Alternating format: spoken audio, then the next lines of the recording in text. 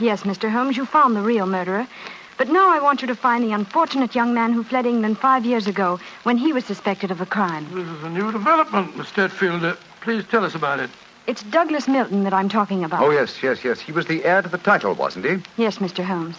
He was a sensitive, artistic boy, and when he knew that he was under suspicion, he ran away. Mm-hmm. Of course, everyone regarded his flight as an admission of guilt. That is, until you found the real culprit, Mr. Holmes. I imagine, Miss Stetfield, that your interest in the missing boy is not entirely, shall we say, altruistic? I'm in love with him, Dr. Watson. Oh. We were engaged to be married when he ran away. Mr. Holmes, you've got to find him. He must know that his name has been cleared and that he's inherited the title. Miss Stetfield, have you any direct news, any letter from your fiancé since he left 5 years ago? None. Any clues as to his hiding place? Only this. It's a painting I received anonymously a year after he had left. Oh. It was sent from a forwarding address in London. Here it is, Mr. Holmes. Thank you. It's a small oil painting. Very good one, too, sir. Yes. He's a splendid sense of composition, and his use of color is unusually brilliant. You recognize this painting as the work of your fiancé, Miss Stetfield? I'm certain of it. Yes. Wonderful use of color. Observe the delicate shadings of that sunset and the brilliant green of the oasis. This scene is extraordinarily reminiscent of the desert in North Africa. Yes, that's what made me say I was certain he'd gone abroad, Mr. Holmes. But why should he go to North Africa? A good place, Watson, for an Englishman who imagines himself to be escaping justice. Remember, the Foreign Legion is stationed there. You think he might have joined the Legion, Mr. Holmes? Right. Would seem logical. No questions are asked of those who join it, and its colorful obscurity might easily appeal to a young fellow in trouble. Hello. What is it, Holmes? Quite a few grains of sand in between the canvas and the frame here. Miss Stetfield, do you mind if I pry the canvas loose? Do anything you like, Mr. Holmes, if it gives you any clue to Douglas's whereabouts. Give me your penknife, will you, Watson? Yeah. Thanks, old chap. Wait a minute. Here we are. Can you see anything? Uh-huh. Look. The word sheriff. An Elafroun. A stamped here. Sheriff is probably the framer's name, and Elafroun is a town some 50 miles from Algiers. That settles it. Miss Stetfield, I accept your case. Watson and I will go to Africa and try to find your fiancé, Douglas Milton.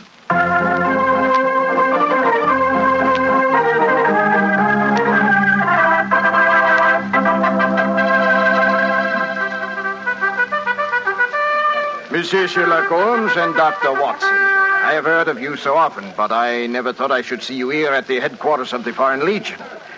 What can I do for you, gentlemen? Well, Colonel Brisson, I'm trying to trace an Englishman who has been missing during the past 4 years.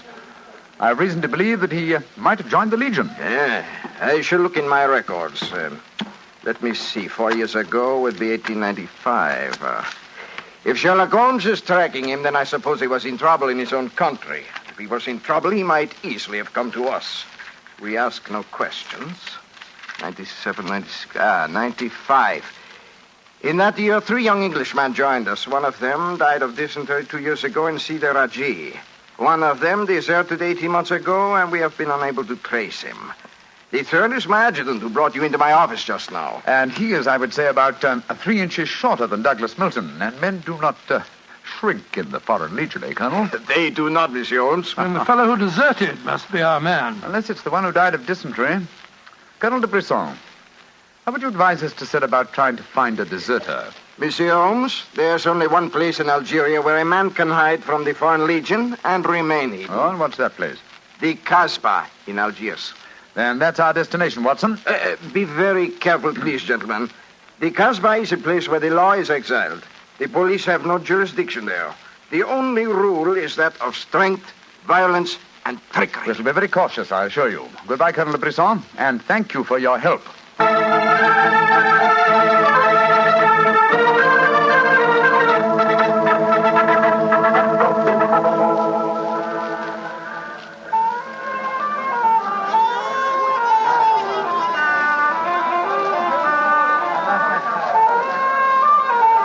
Well, I must say that I think Colonel de Brisson rather exaggerated the dangers of the Casbah. I suppose you're going to tell me this cafe is the headquarters for a dope smuggling ring or white slaving or something. Its ramifications are even more extensive than those you've mentioned. You're joking, Holmes. I assure you I'm not, old fellow. What? My old friend Duhamel is chief of police in Algiers. When I told him our mission, he advised me to come here. A 500-franc note, and the proprietor can obtain any and all information regarding the underworld. For as little as 200 francs, he can arrange a murder. So that gives you some idea of the relative values in the Casbah. Good Lord, then you've already spoken to the proprietor? Oh, yes. A charming, scoundrelly fellow by the name of Rafi. I gave him 500 francs and asked him to set his underworld grapevine in motion to see whether an Englishman living and hiding here in the Casbah could be found. And I thought we'd come here for a quiet meal. Here comes Rafi now. Let's hope he has news for us. Here we are, Rafi. Come and sit down, won't you? Rafi works fast, does he not, Mr. Holmes? Your friend is... My friend knows that you're working with me. We'll be found out. A drink first. The tongue of Rafi is parched. Would you have me die of thirst before I give you my news? Vermouth cassis. Monsieur Rafi? You have news for me, then? But yes. Good, what is it? First, you will pay me more money, no? But I gave you 500 francs. You said that you'd do the job for that. Can I help it if some tongues are more costly to make wag than others? It took the 500 to get the wag. Am I to have nothing for my own trouble? Votre vermouth cassis, Monsieur Rafi? Good. The gentleman will pay for it. There you are. Merci. I will drink to your health, gentlemen, both of you. You will pay me more money, no? But my friend's already given you 500. You should stick to your bargain, my good fellow.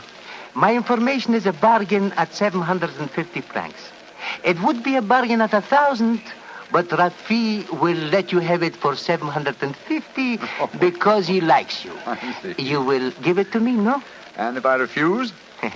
Then you get no information, and perhaps I spread news in the Casbah that makes it uncomfortable for you gentlemen to be there. Great Scott, this is blackmail. I get the money, no? You're a scoundrel, Rafi. Of course I am a scoundrel. Here's your money. And information? There is an Englishman hiding here in the Casbah. I do not know his name, but he is tall and fair-haired. I cannot tell you where he lives, but if you go to the Cafe of 1,000 Sighs, you will find a girl who sings there. A girl who sings like a nightingale. Her name is Aisha, and she can lead you to your Englishman. A girl named Aisha. In the Cafe of 1,000 Sighs. That is right. I would suggest that you go there in disguise. 2 well-dressed Englishmen might find themselves in trouble. For a small fee, say 200 francs, I will escort you there myself. Thank you, yes. I think we can manage by ourselves, Rafi. If your business is concluded quickly and time weighs heavy on your hands, Rafi can take you to some places of rare interest. Dancing girls that wither one's eyeballs with their beauty. For 500 francs, gentlemen... Thank you, Rafi, thank you. I have a feeling the time will not weigh heavily on our hands. Good night. You work too hard, gentlemen. You should learn how to play. Good night. On my soul, I think that fellow's the biggest blackguard I ever met. I quite agree, old chap, but he is amusing. By the way, Holmes... don't you think that when this case is finished, we might have a time on our hands? Oh, Watson, you're incorrigible. But I think... Watson. What is it? The man sitting over in the corner by himself. By Joe, yes. His face seems familiar. We've seen him before somewhere. Of course we have. His name is Oliver Leeming. We met him at the inquest on the Montrella case. So we did. Now, what on earth do you suppose he's doing here in the Casbah? Not on a holiday, I'm sure. Mr. Oliver Leeming, if you recall, is a cousin of Douglas Milton's, the man we're searching for. If Milton were ever declared legally dead, Mr. Leeming over there would inherit the title. It looks to me as if we're not the only people in the Casbah who are searching for the missing heir. That's true, old fellow. Come on, let's go and talk to the gentleman.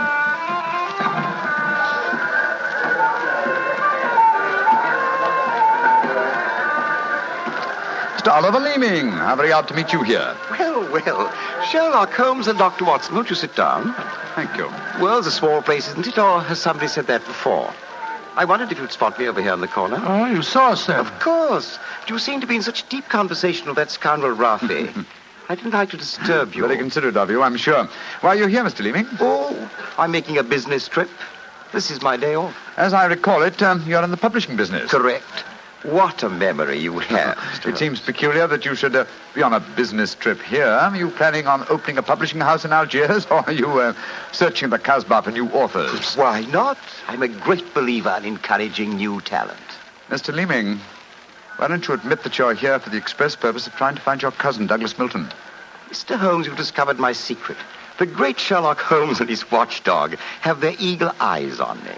They know that I succeed to the title if Douglas Milton dies. Yes, Mr. Leeming, we know that fact. And you have fathomed my plan to find Douglas before me and kill him so that I may inherit the title.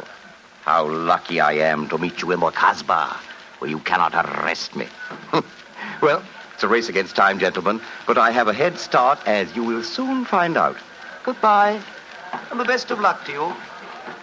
Extraordinary fellow. He's joking, of course. I believe not, Watson. I think he labors under the whimsical belief that the best method of discounting the truth is to state it as baldly, so that it will not be believed. Great Scott, then we must work fast. Yes, old chap, we must. I'm sure that we're entrants in a race against death. We must get back to the hotel and into our disguises as quickly as possible. After that, we shall visit a young lady named Aisha in the Cafe of 1,000 Sighs. And I'm certain, Watson, that it will be the first time two men have ever entered the Casbah for the express purpose of preventing a murder.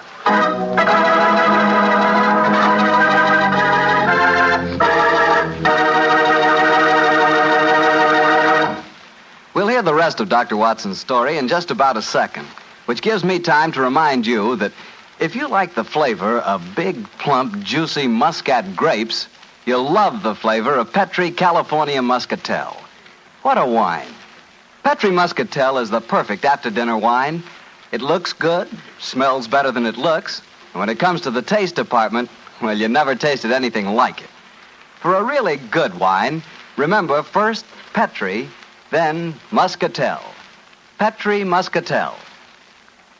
Well, Doctor, I can hardly wait to hear what happened next. You and Sherlock Holmes went back to the hotel, I suppose. Yes, Mr. Bartell. Holmes quickly adopted the disguise of an Arab guide, while I assumed the role of a tourist. And we started off on our search. Outside the Cafe of 1,000 Sighs, we met with a rude shock. Good Lord. It's the fellow we met in the cafe. Yes, Oliver Leeming, with a knife between his shoulders. He's dead, Holmes. Shouldn't we get into touch with the police? What can they do? Remember, there is no law in the Casbah. In any case, this man is beyond our help. Our job is to protect the living. Come on, old fellow. Let's go to the Cafe of 1,000 Sighs and find this girl, Aisha. The girl, Rafi says, sings like a nightingale. Comme mon oiseau qui chante, je l'appelle ma petite bourgeoise. Ma ton kiki, ma ton kiki, ma ton quinoise.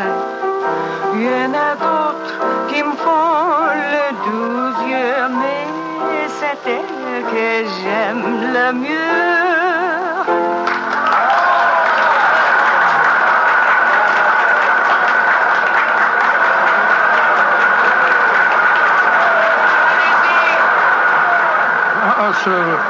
So that's the girl, Aisha.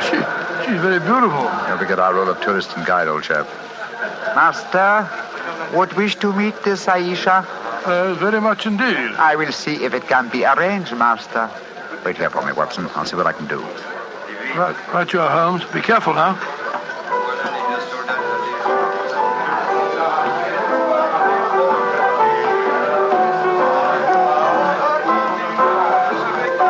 Mademoiselle Aisha?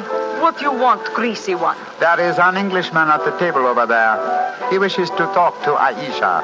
Which one is he? The man who sits at the table in the corner. He is very rich, Aisha, and he admires you a great deal. He told me to give you this 500-franc note. So? Very well. You may bring him to my rooms. The door is at top of stairway, to the right. Good, Aisha. I fetch him. I shall be waiting.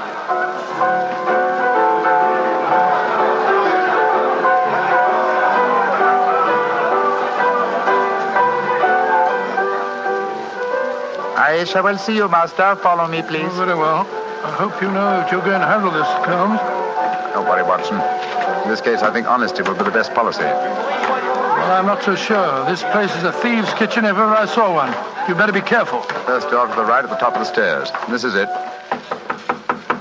Come in. Oh, come and sit over here, Mr. Englishman. Greasy one, you may leave us. Mademoiselle, I may as well tell you at once that I am not an Arab guide. My name is Sherlock Holmes. What do you want with me? Why you trick your way in here? Don't be frightened, mademoiselle. I can explain our mission in a very few words. My friend and I have come in search of an Englishman by the name of Douglas Milton. We have good news for him. What make you think I might know of him? A gentleman by the name of Rafi suggested that you might. What is your good news for this Englishman? That he has been cleared of suspicion of murder and that he is the rightful Earl of Montrevor. That means when he knows this, he will leave the Casbah and return to his country? Naturally, madame. I do not know this man.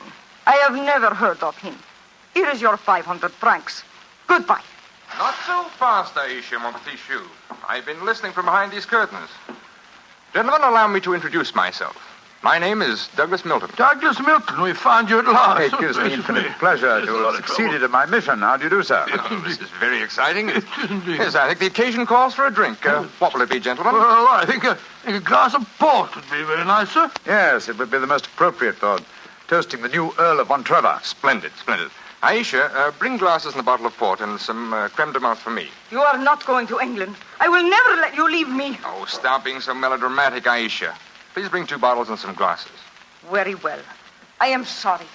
Mr. Holmes, I can't tell you how I appreciate your trouble in coming all this way to find me, but, well, I must tell you at once, there's one problem that makes it difficult for me to leave this country. You see, I deserted from the Foreign Legion. Yes, we know that, my boy. In fact, that's how we first got onto your trail. I shouldn't let that fact worry you, Mr. Milton. I'm certain the British consul in Algiers can arrange to have any charges dropped against a peer of the realm. Oh, well, I never thought of that. Here are the bottles. You must excuse the glasses, gentlemen. Tumblers are hardly correct, I suppose, but, well, they won't spoil the flavor, I'm sure. 2 glasses of port and a creme de menthe for me. Only 3 glasses, Aisha? Bring a glass for yourself. I do not wish to drink. And I insist that you do. Bring a glass, Aisha. Why should I drink if you are leaving? Mr. Milton, do you know Oliver Leeming? Of course, he's my cousin. Yes, he came here half an hour ago and threatened me. Did you also know that he's lying dead in the street? Murdered? Well, yes, I did. If we went in the Casbah, I wouldn't tell you this, but Aisha stabbed him. She followed him when he left here. He killed him and then slipped back just in time to sing a song a few moments ago. Oh, you needn't look so shocked, Dr. Watson. Life is cheap in the Casbah, and Aisha is a girl of violent passions. Come on, let's drink. A toast to the new Earl of Montrevor. Oh, excuse me, sir. You took the wrong glass. You were drinking my port. Oh, silly mistake. I can't bear port. Very un-English of me, I'm afraid, but, well, after all these years, I don't feel particularly English. In fact, I'll probably find it very hard to adjust myself to the old life when I go back. Or perhaps I should say, if I go back. Since you feel that way about it, Mr. Milton, why go? You can claim the title and the revenues of the estate without leaving Algeria. You could stay here and live on the income. I didn't realize that would be possible. You sure I could do that? Oh, yes, I'm quite certain of it. But if you doubt my word, I suggest we all adjourn to the British consulate in Algiers. They can put you straight on the matter. That's a good idea. Let's go over there at once. Now I have been listening to you, my friend. You are planning to leave me. Once you go from the Casbah, I shall never see you again. Put down that knife, Aisha. I will not let you go. You belong to me. If you try to leave me now, I will kill you. Put down that knife, Aisha. You've done enough damage for one night. Why you... Put it down, you fool. Put it down. Let me go. Let me go. She twisted the knife on herself as she fell. Holmes, help me turn her over. She's dead, Mr. Milton. Poor Aisha. It's a bloody path that leads to the Montrevor title, sir. I suggest that we see that this poor girl's body is taken care of. Then go to the British consulate without any further delay.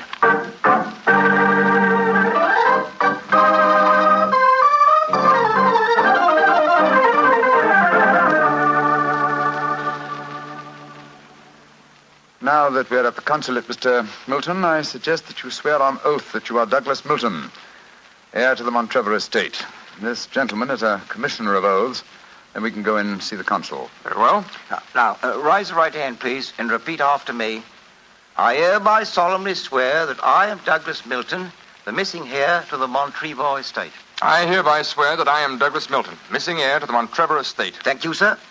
And now, if you'll sign the statement here, these gentlemen can witness it. There you are. Thank you, sir. And now, if you gentlemen will sign. Yes, certainly.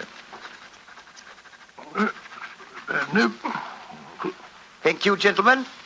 The document is now legal. Splendid. Now, let's go over and see the consul. Not yet, my friend. Watson, this man is not Douglas Milton. What the devil are you talking about? There is no law in the Casbah, sir, so you cannot be punished for the 2 murders you committed there.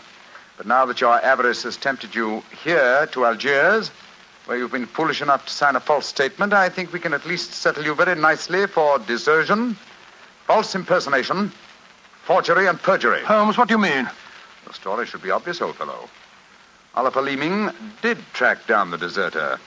Recognition was uncertain after so many years, but at least it gave this gentleman the idea of impersonating the real Douglas Milton, a friend of his. You have a lively imagination, Mr. Holmes. The real Douglas Milton died of dysentery 2 years ago in Sidi El Raj.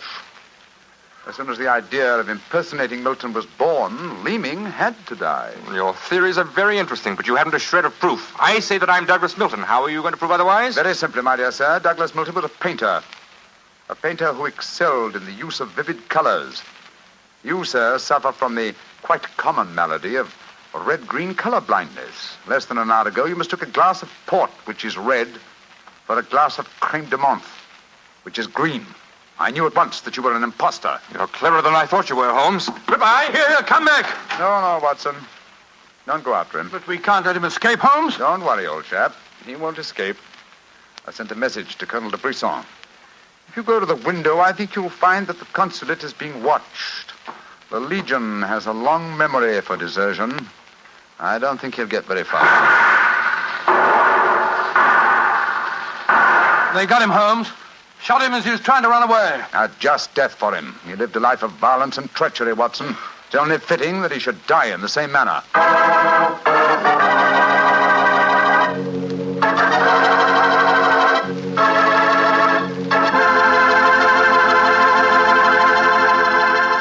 Doctor, that was a swell story, but you know something? I wish you hadn't disillusioned me about the Casbah. Disillusioned you? What do you mean? Well, before I heard your story, whenever somebody mentioned the Casbah, I'd always visualize a very glamorous, romantic sort of place full of beautiful women. Every one of them a ringer for Hedy Lamarr. No. Yep. And I could just see myself, handsome, dashing, going up to one of those beautiful girls and whispering in my fine French accent, "Darling, you are sensational. You are lovely, gorgeous. Tell me, have you ever tried Petri wine? It's wonderful." Well, you must admit, Doctor, that is the truth. It is wonderful wine. It certainly ought to be. You're incorrigible. After all, winemaking has been the business of the Petri family ever since way back in the 1800s. For generations, the Petri family has handed down from father to son, the fine art of turning luscious, sun-ripened grapes into fragrant, delicious wine.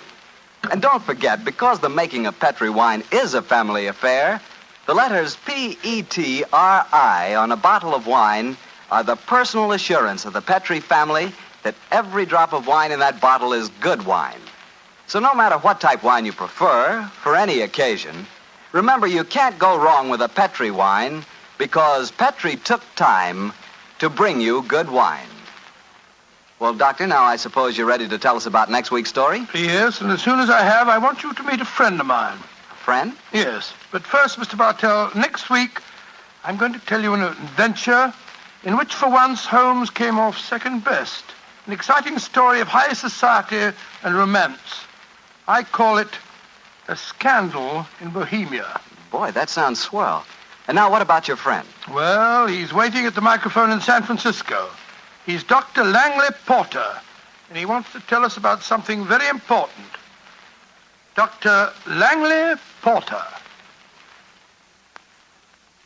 Thank you, Dr. Watson. Radio listeners, tonight in Italy there are thousands, many thousands, dying of cold and hunger. Babies, children, expectant mothers, old folks, dying for want of clothes, want of food. This organization, American Relief for Italy, appeals to you to search your homes for anything that can be made useful for starving, freezing men, women, children. Clothing, layettes for babies, diapers, shoes, food, surgical supplies, but above all, clothes, clean clothes, fit to wear. Take them to the nearest fire station. That your gifts will reach the Italians who need them, you may be sure. Americans of this organization will distribute the packages in Italy through the Italian Red Cross, the Catholic Relief Organization, the League of Italian Women, the Confederation of Italian Labor, and the Italian government. In California, rationing has gone. Christmas comes. There, in Italy, death is on the prowl. Radio listeners, lives can be saved. It's up to you. Thank you, Dr. Langley Porter. I know that our friends listening in will do all that they can to help the organization American Relief for Italy. Tonight's Sherlock Holmes adventure is written by Dennis Bone, appears through the courtesy of Metro-Goldwyn-Mayer, and Mr. Bruce through the courtesy of Universal Pictures, where they are now starring in the Sherlock Holmes series. This is the Mutual Broadcasting System.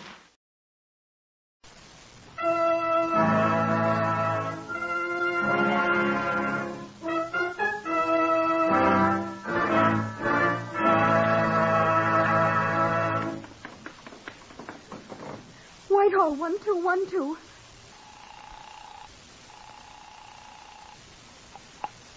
This is Scotland Yard.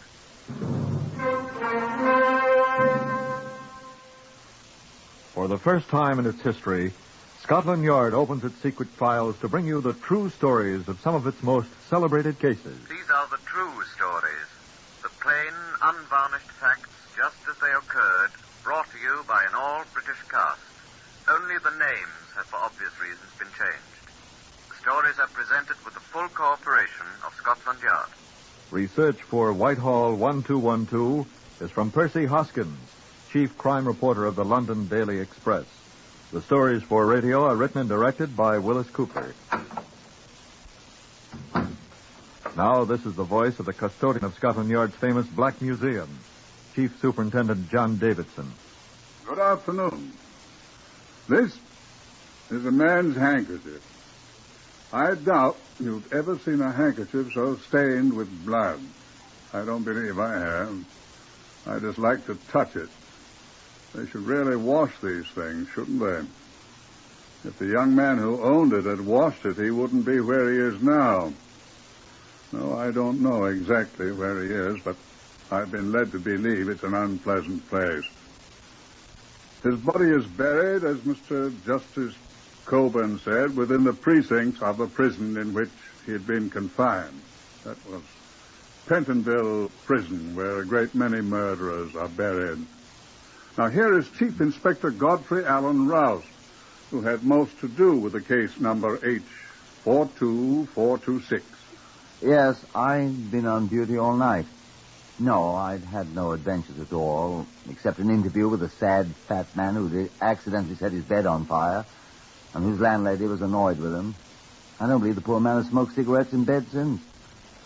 I was shambling sleepily along a certain street in the West End, thinking how nice it is to go to bed at the height of the full, fresh, fragrant morning, when my arm was rudely seized. My thoughts of bed vanished with a minor popping sound as I recognized the features of Mr. Alistair Crumbine, proprietor and chief clerk of the nearby Forensia Hotel. I gathered from Mr. Crumbine's gobbling that someone was violently dead in his hotel. Sighed and followed him. There, a functionary conducted me by means of a frighteningly creaky lift to the top floor of the Forensic and preceded me into a room, the door to which was standing open. Across the neat bed lay the body of a dead woman, appallingly battered about the head and upraised arms. She was a thin, middle-aged woman, and there was no sign of blood on her. She'd been carefully washed off, although the bed linen was spattered freely. There was no sign of a weapon, and the room, except for the carnage on the bed, was quite tidy. A door leading to what I assume was a private veranda was closed. Locked, I afterwards found, from the inside. The functionary and I stood and looked silently, and then I heard the lift creak again, and Mr. Alistair Crumbine was there. Who is she, I asked Mr. Crumbine. She's dead, isn't she? There's no doubt she's dead, is there? I reassured him, and he burst into lamentation. Oh, my poor hotel. What's my poor hotel going to do with people getting murdered in it? What's to happen to me? What happens to your guests, Crumbine? She's a guest, isn't she? Who is she? Oh, the poor lady in my hotel. She's dead. Yes, she's dead. Who is she? Eh? Who is she? It's Lady Madge Johnston. She's dead. I knew of Lady Johnston. Lady Madge Johnston, a well-known philanthropist, widow of Sir Lawrence Johnston, a former member of the London County Council, reputed to keep a large box of crisp £1 notes for handing out to indigents at all times. What are you doing, Alistair? The box of money is here, all right. Mean there is a box of money? Look. You may believe it or not, but there was a great Schweppes ginger beer case still bound with iron straps under the bed, and it was absolutely running over with fresh, crisp Bank of England pound notes. Whew. Wonder if it's all there. Wonder if he took a fistful. Who? Chap that did her in. I wonder who did it. In my hotel. When did it happen? The maid found her when she brought up a cup of tea at 7 o'clock, like she always does. Darjeeling tea she always drank, the poor thing. Nasty strong stuff. At 7 in the morning. Yeah. And then the maid came and woke me up and hurried home at once. Had a seizure, she said. Elsie Weed from St. Louis, USA. Who? The maid had a seizure. She say anything? Only that she was going home. I know, a seizure. Anybody else been here? I don't think so. No. Who was that man who brought me up here? He's been here. Oh, Fellows, the porter. He operates the lift. He here? Eh? Was he here? Oh, he must have been, mustn't he? Has he any ideas? What does he know? I'm afraid I didn't ask him. Get him. I want to talk to him. Oh, yes, of course. Get him. Yes, of course. Fellows! I say fellows! Isn't there a bell on that lift? Oh, yes. Well, use it then. He'll hear me. Fellows! So will everyone else in the hotel.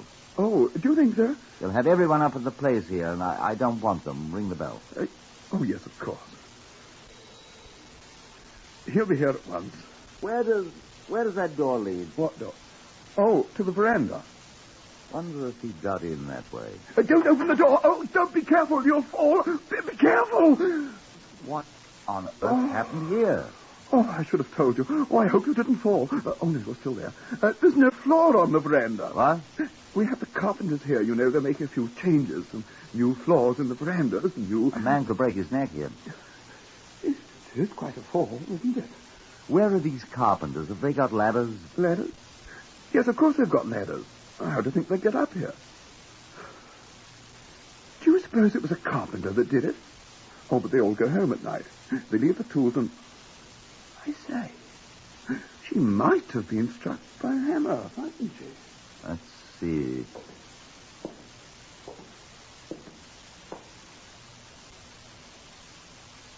Might very well have been.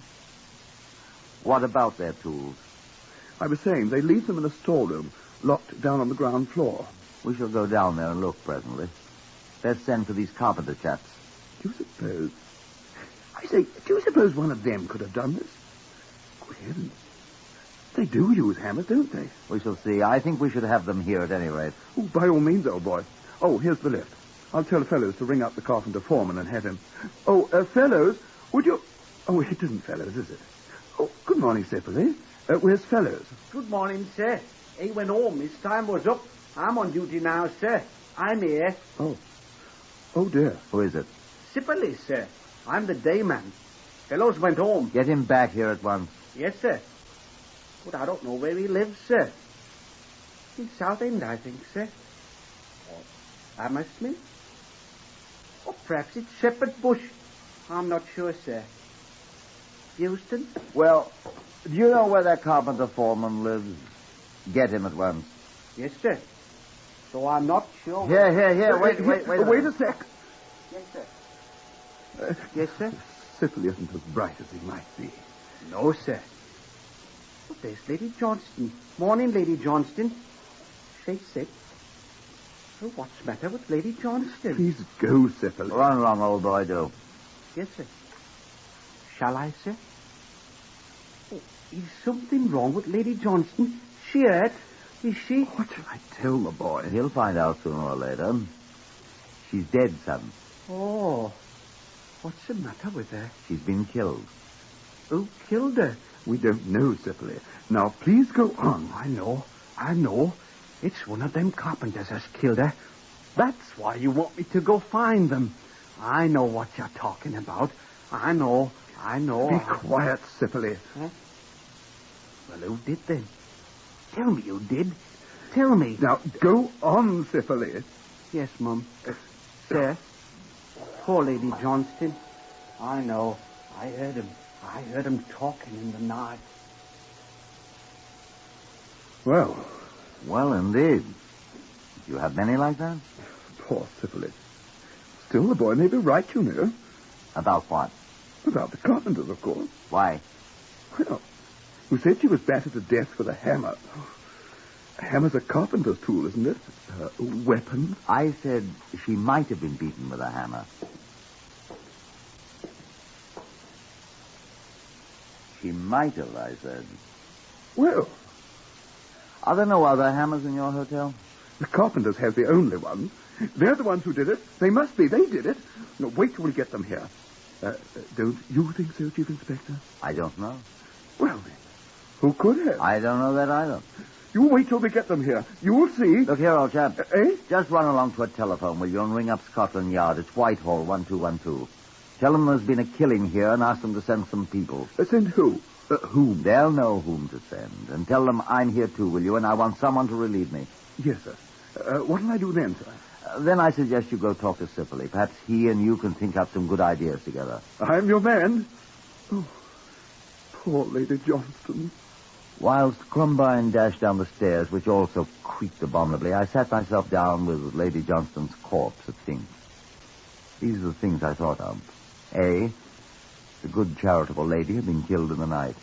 Whoever did it had, with the good lady, made a great deal of noise. Note. Who heard the noise? And when? Did they recognize any voices? Someone who was familiar, or had become familiar with arrangements at the Forensic Hotel did it. Else, how had he known about Lady Johnston? How had he got in the room? That door to the outside of the veranda had been locked. And the veranda 5 floors above the street is no floor anyway. How did the intruder get in? Or had he not had to get in? Had he been inside all the time? And what had the night porter been doing? Suddenly, I must have a little talk with that night porter, and I remembered his name, Fellows. The man who had been relieved by the boys Syphily and gone home to Southend or Hammersmith or Shepherd's Bush or perhaps Euston. The night porter would have a lot of questions to answer, I could foresee. Lady Johnston said not a word to me, but grinned horribly. There were a couple of spots on her face the person who had washed her up had missed. "Excuse me, milady," I muttered, and went to look at the outer door. The key which had locked it was still in the lock where I had left it. The inside, mind you. I opened the door. The floorless veranda yawned above those 5 stories to the street. Could a ladder, I wondered? Carpenters use ladders. I must see if that foreman carpenter or his mates had been reached yet. I closed the door, locked it. Went out and rang for the lift. After a moment, it started up. Well, I reflected, that would at least save time. I could ask Syphily some of the questions that plagued me. Perhaps he might know something. I waited as patiently as I could. At last, it hove in sight. "Hello, Syphily," I said. I could see Syphily staring up at me. "Hello, Syphily," I said. Oh, you remembered my name, sir. Thank you, sir. Hardly anyone remembers my name, sir. Joseph Adoniram Syphily, it is, sir. From Blackpool, way up in Lancashire, sir. I don't know your name, sir, though. Well... Oh, no, don't tell me. I'll find out. Poor Lady Johnston, she didn't remember my name either. She always called me boy. I hate being called boy, don't you, sir? Yes, sir. Do you want to see Mr. Crumbine, sir? He's on telephone. He's calling the foreman carpenter, sir. Mr. Morris, like you said. Only he can't get Mr. Morris on the telephone. And so he called Fellows. Fellows is the night porter, sir. And he lives in Kennington. Not Southend or Hammersmith or Shepherd's Bush. Or Euston. No, Kennington. Mm-hmm. Kennington isn't far away, and Fellows will be right here in a minute, and maybe you'll know who killed poor Lady Johnston. She was so nice. But she always called me boy instead of my right name, Joseph Adoniram. Don't you feel dreadfully sorry about her? I'll take you to the cellar, sir, whilst Mr. Crumbine's on the telephone.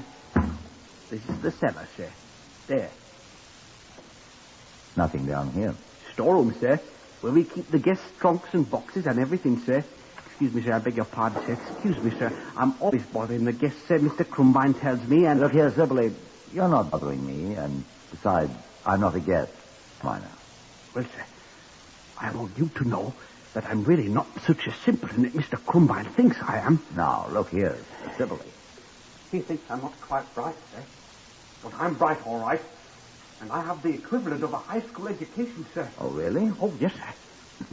I know algebra, sir, up to binomial theorem, sir. And I'd wager Mr. Crumbine doesn't know that much about algebra. And I know Latin. Quousque tandem abutera Catilina patientia nostra. That means, how long, O Catiline, are you going to continue to try our patience? And I know Kipling quite well. My father was a great student of Kipling. Excuse me, sir. There's a widow in sleepy Chester who weeps for her only son. There's a grave on the Parbang River, a grave that the Burmans shun, and there's Super da Prag Tivori to tell how the deed was done. That's the grave of the 100 Head. I know it all, but excuse me, sir, I forget so much. I think that's why Mr. Crumbine thinks I'm not quite bright. I can't remember things. I tried for me trade test in the war, sir, but right in the middle of the examination, I forgot. I've forgotten what I forgot. But they made me go away. That's the room there where the carpenters keep their tools. Wouldn't you like to look at it, sir, while Mr. Crumbine's on the telephone? Well, goodbye, sir. I wonder if he heard anything last night. Or has the poor beggar forgotten it? Well, I suppose we'll never know. Poor kid. Hello, Chief Inspector. How did you get down here? The lift. Oh. Simply take you to the wrong place. I'm going to sack that fellow. Oh, no. This is quite the right place. Did you get your people? The carpenters? No. But they'll be coming in. The fellows? Yes, he's on his way. Turns out he lives in Kennington. No distance at all. What do you mean about the right place? Want something down here? I thought I'd have a look at this place where the carpenters store their tools. You do think it was a carpenter, did it? Where's this place? Just a step.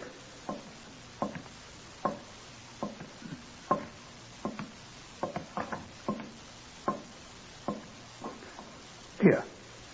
Not locked up? Well, they go in and out all day. Come on, I'll show you. Here they are. The carpenters? No, chap. The tools. Let's have a look. Saws. Whatever these things are. Planes. Levels, drill braces. Miter boxes. Hammers. I say, let's have a look at these. Suspicious, eh? Suspicious, eh? Yes. Well, let's have a look. Looks all right. So it's this one. There's only three. Three what? Hammers. Hammers. Matter. This one's clean. Beautiful. These carpenter chaps. I mean it's clean. Oh. You mean... Like the old lady was. Carpenters don't usually wash their hammers, do they? Well, I don't know. I'll tell you, they don't. Look at the others. See? Sawdust, rust here, paint. I see, but I know. Maybe it's new. I don't know. But I don't think so. Well, have you found the murder weapon, gentlemen?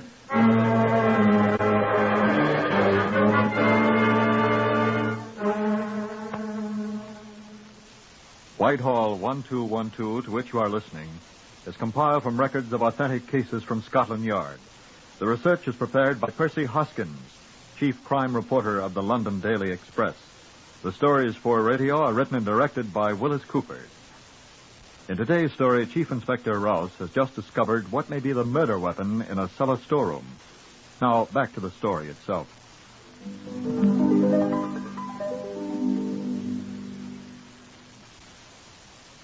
The people from Scotland Yard for whom I had asked, photographers, fingerprint men, all the rest, including a relief for me, had now arrived, and I sent an earnest young constable back to the yard with the extraordinarily clean hammer, with instructions to take it to the forensic laboratory people for a thorough examination.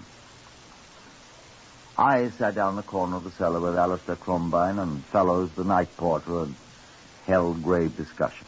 Good thing you got me before I got into bed, sir. Why is that, fellows? Once I got my eyes shut, sir, you'd never have woken me up till Monday, sir. Good heavens. Is today Sunday? As ever was, sir. We all ought to be in church singing hymns or praying or going on like they do, sir.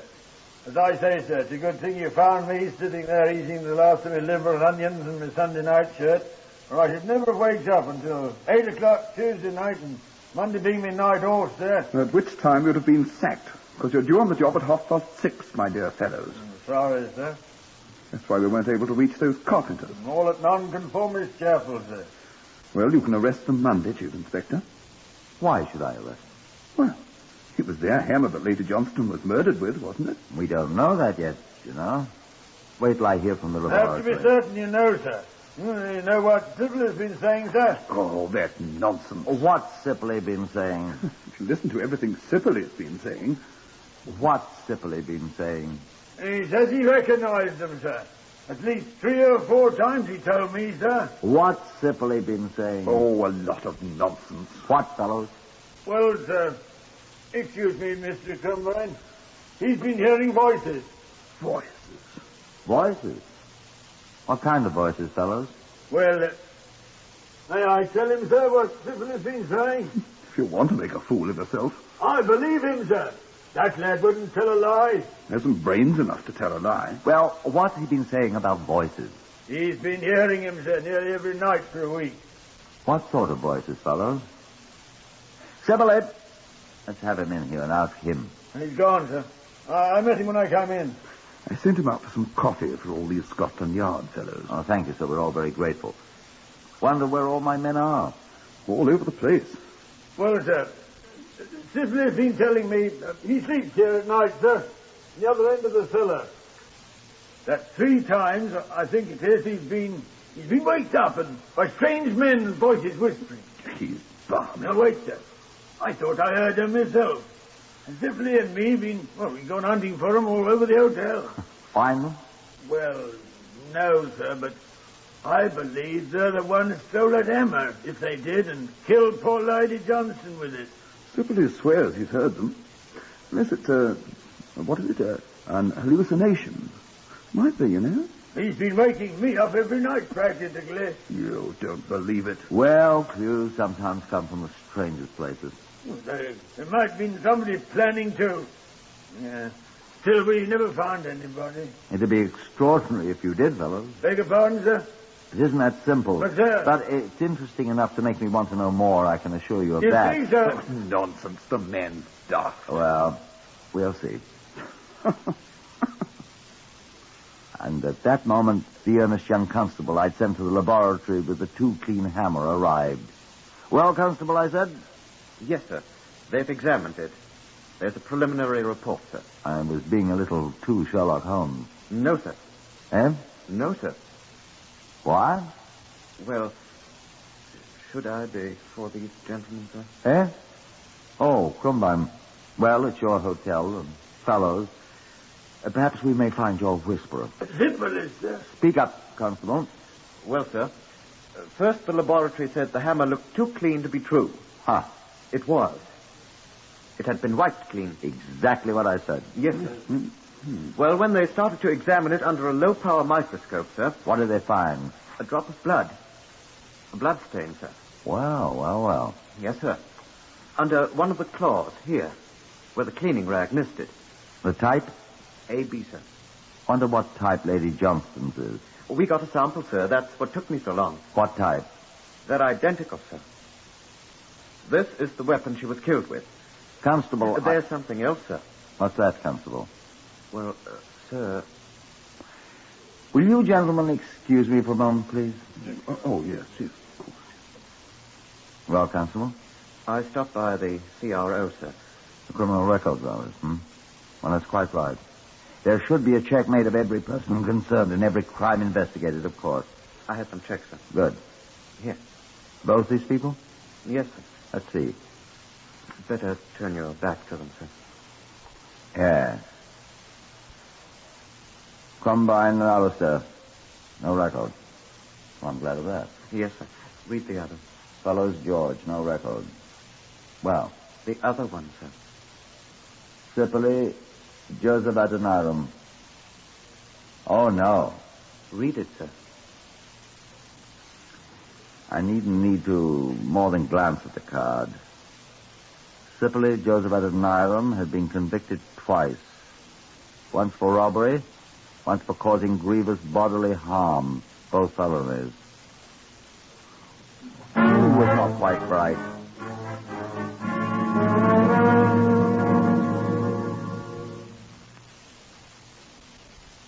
And when Sipoli returned with the coffee for the Scotland Yard men, the earnest young constable and I called him aside. In Sipoli's own room, we showed him the card containing the notation from the Criminal Records Office. He looked at me with something of a sneer, and his voice wasn't the same. Well, Copper, I suppose you want to search me. I turned away while the constable frisked him, as the Americans put it. Nobody said anything. When I turned back, Sipoli was grinning at me. The constable looked at me in horror. There on the little table before him lay a blood-stained handkerchief. It was in his pocket, sir. Don't let that give you any ideas, Chief Inspector. I was boxing the day before yesterday with good old fellows, and he blooded me nose. Ask him. Get him, Constable, please. Yes, sir. Mr. Fellows. Hello! Come in here, please, Mr. Fellows. Right! Come in!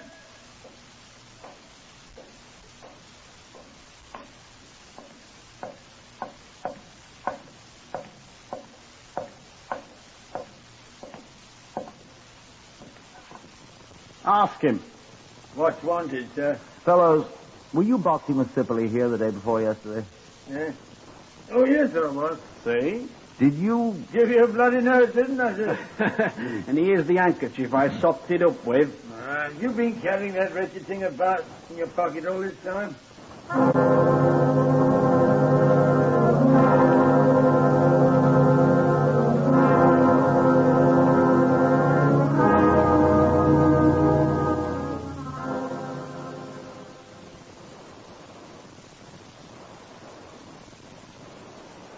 But when we sent the blood-stained handkerchief to the laboratory, they found the blood on it was not type A, Sipoli's own, but type AB, which was Lady Johnston's. Confronted with this anomaly, Sipoli made a statement. Yes, it's her blood. Yes, I killed her. I'm sorry I didn't get all of the blood off the hammer. I made up the story of the people whispering, so if I couldn't blame it on the carpenters, there'd be somebody else. You'll find the handkerchief I used for my bloody nose on floor of my room under the rug by my bed. I just pocketed the wrong one. They both looked alike. It's no good, I give up. I murdered the old fool. Why? I'll tell you why. Because everyone said I wasn't quite bright. Because nobody would bother to learn my name, Joseph Adoniram Sipoli. They called me boy. Just like the old lady did. Boy. So I killed her. I wish I could kill all of you. I didn't get any of the money, though. Fellows came along too soon, looking for the people that whispered. So I went along with him. We didn't find anybody. Boy indeed. Not quite bright indeed.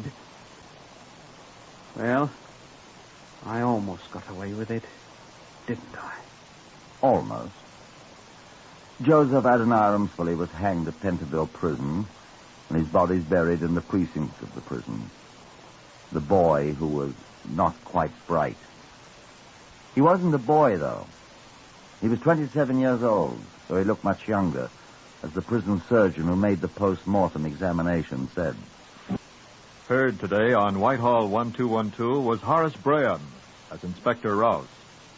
Others in the order of their appearance were Harvey Hayes, Morris Dollamore, Gordon Stern, Evan Thomas, and Lester Fletcher. This is Lionel Rico speaking. Whitehall 1212 is written and directed by Willis Cooper.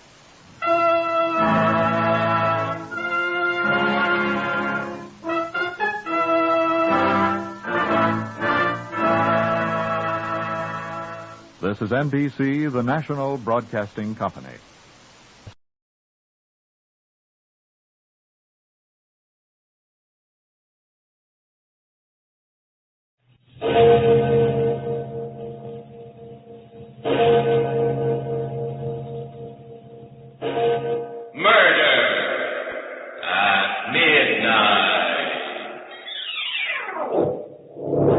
Your card, Mr. Thompson. The King of Hearts.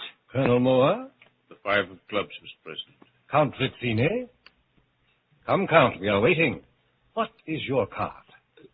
L'asso di spada. I beg your pardon? The Ace of Death.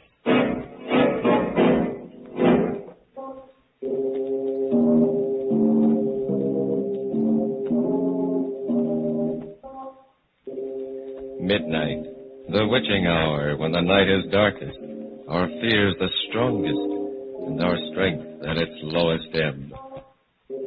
Midnight, when the graves gape open and death strikes. How? You'll learn the answer in just a minute in The Ace of Death.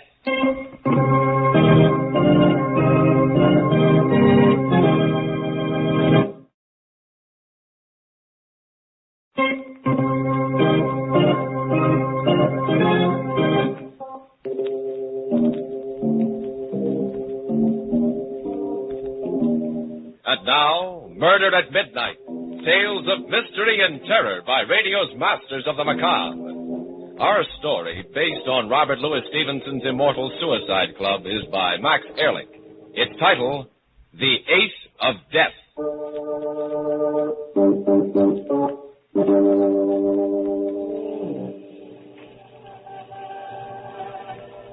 I stood there on the bridge and stared down into the swirling fog.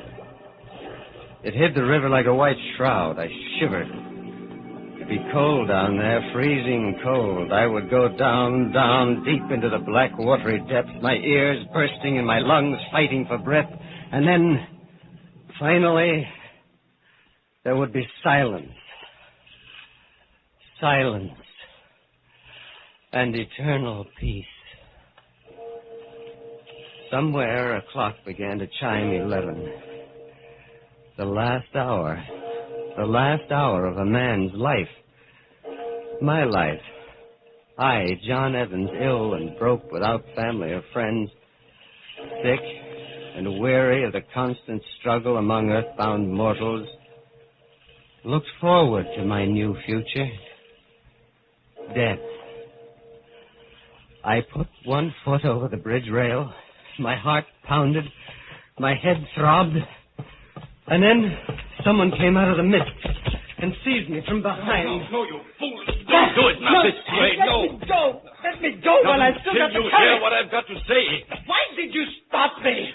Why? I wanted to die. I wanted to. I sympathize with you, young man.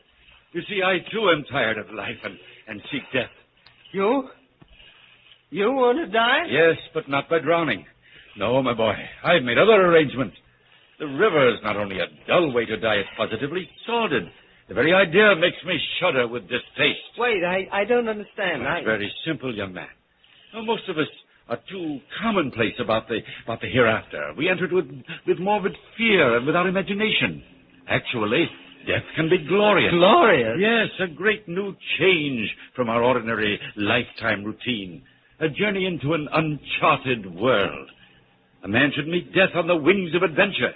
It should be an exciting and delightful experience. Death? Exciting and delightful? Why not? I've already arranged my decease along these lines. And since you and I have an interest in common, why not join me? Huh? We'll seek death's private door together. Come, young man. Come along with me. Where? To my club. I'll be glad to recommend you for membership. Your club? Yes. It caters to a clientele of gentlemen like ourselves. We call it the Hereafter Club. The whole thing was mad, insane. And yet it was intriguing, too. I looked hard at the elderly gentleman who'd come out of the fog to pull me from the brink of death, only to offer me a pleasanter and more delightful variety later. He repeated his invitation to join him, and I could see that he was perfectly sincere. I decided to go with him, even though I secretly considered him some kind of a madman. After all, what could I lose now? We took a cab and stopped at a grim-looking building in the silk stocking district on the east side. My elderly friend, whom I now knew as Frederick Whitney, took me into a luxurious reception room and asked me to wait there until he saw the president of the club. Finally, the president himself came out to greet me. He was a man of about 50 with a bald spot on his head, piercing gray eyes, and a thin mouth. He smiled and extended his hand to me. Welcome to the Hereafter Club, Mr. Evans. Thank you, Mr. President. Mr. Whitney has recommended you very highly, and I'm delighted to count you among our members. I am pretty vague as to what all this is about, but Mr. Whitney mentioned something about a $400 initiation fee, and, well, I'm afraid Tut, my boy, Mr. Whitney knew you were in delicate financial straits and took your initiation fee upon himself. Oh. You were fortunate indeed, Mr. Evans, that he happened along and rescued you from the river. Such a morbid way of entering the hereafter would have been tragic indeed. Isn't death in any form tragic? By no means, Mr. Evans. Death can be a triumph, a fine, heady wine, when so designed by a connoisseur. Come, Mr. Evans, follow me. You are about to embark on an exciting and unforgettable experience.